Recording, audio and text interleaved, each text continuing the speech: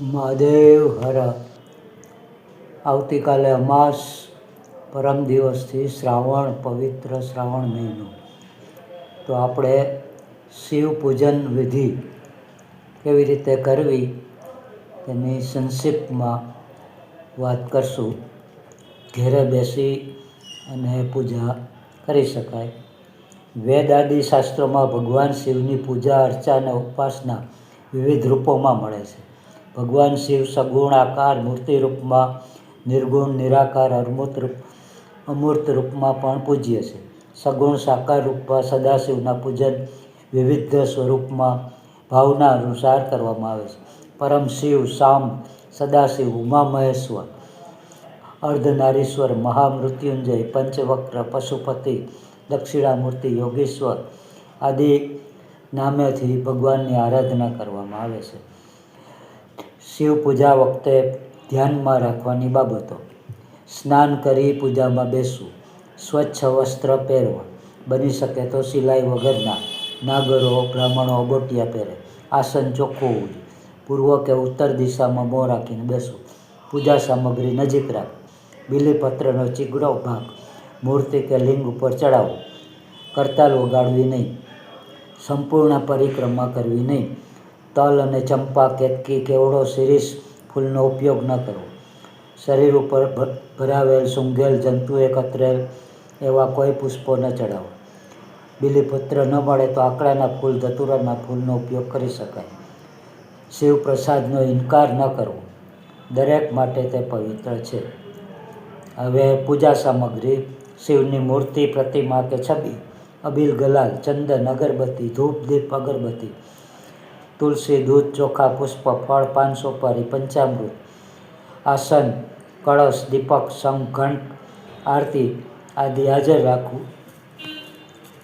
3 પ્રકારની પૂજા વિધિ ગણવામાં આવી છે. ઘણા લોકો જો સમય ન હોય તો માનસિક રીતે પણ મંત્ર દ્વારા પૂજા કરી શકે છે. સૌથી પહેલાં સંકલ્પ કરવો જોઈએ. જમણા હાથમાં કુશપત્ર, પુષ્પ, ચોખા, જળ, દ્રવ્ય રાખીને સંકલ્પ કરવો. ઓમ વિષ્ણુ વિષ્ણુ અદ્ય મમ. પછી નિષ્કામ, ઓમ વિષ્ણુ વિષ્ણુ અદ્યસી સાંબ સદા પ્રિય. ત્યારબાદ ગણેશ સ્મરણ કરવું. ગજાનનમ ભૂતગણાદિસેવિતમ. ગૌરી સ્મરણ કરવું. નંદીશ્વર પૂજન, વીરભદ્ર પૂજન, કાર્તિકેય પૂજન, કુબેર પૂજન, પછી પ્રાર્થના કરવી, સર્પ પૂજન કરવું, પછી ધ્યાન કરવું. ધ્યાયેન નિત્યમ મહેશમ રજગિરિનિભમ. આવાનમ, શ્લોક બોલ્યા પછી છેલ્લે પુષ્પો ચડાવવા. આસન, શ્લોક બોલ્યા પછી છેલ્લે બીલીપત્ર ચડાવવા. પાદ્ય, છેલ્લે જળ ચડાવવું.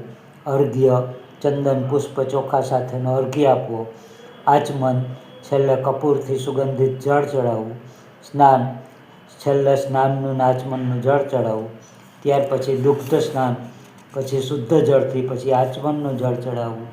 ત્યાર પછી દધી સ્નાન, ધૂત સ્નાન, મધુ સ્નાન, શર્કર સ્નાન, પંચામૃત, ગંધોદક, કેસર, ચંદન, શુદ્ધ જળથી સ્નાન.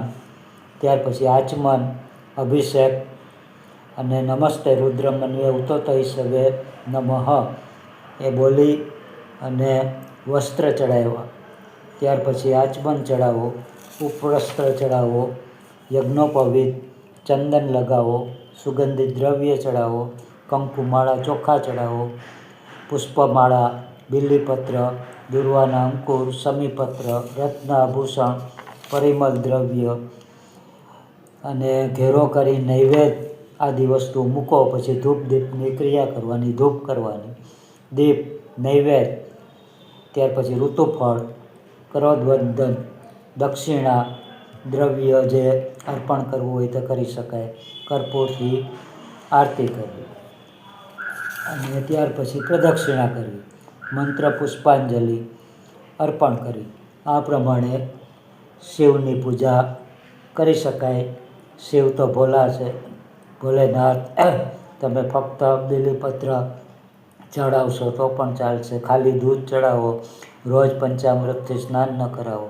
સોમવાર બને ત્યાં ઓમ નમઃ શિવાયની ઓછામાં ઓછી 1 માળા એ કરી શકાય તો કરો. ભોલેનાથ સર્વનું કલ્યાણ કરો. અસ્તુ.